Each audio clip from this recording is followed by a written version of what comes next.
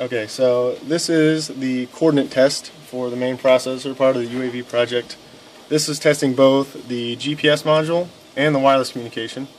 It's doing that by, you will be requesting the current latitude and longitude coordinates via wireless communication. Then the GPS will respond with those coordinates, and then you want to take those, plug them into a map program, and we'll be able to see where we are. So to be more specific, the first step of this test is to hook up the 3.3 volt supply, which is hooked up.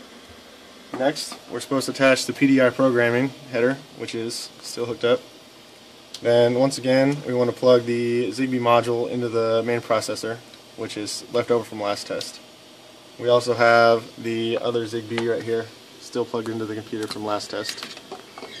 So after that, we want to load on the coordinate code so we can test where we are, which is right there.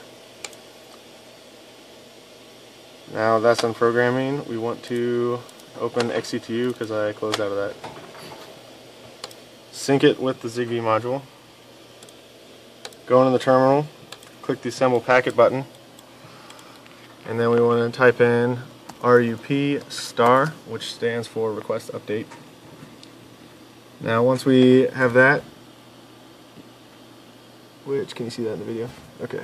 Now that we have that, you can hit send data, and it responds with our current latitude and longitude coordinate.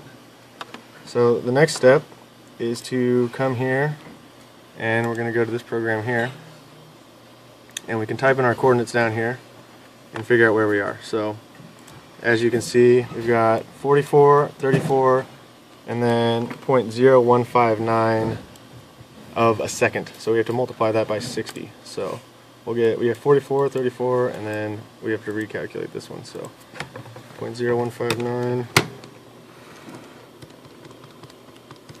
is 0.954.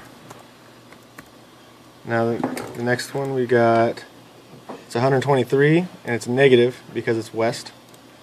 16, and then 0.5338 of a second. So we'll have to calculate that one again. 0.5338 times 60, 32.028.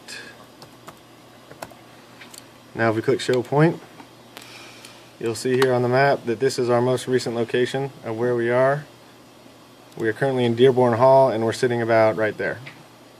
So as you can see, that is well within the 20-meter spec. The pass condition for this is if we can get our current position displayed on the map application within 20 meters. The fail is if we cannot get the current location at all, or if we cannot get the current location within the specified accuracy.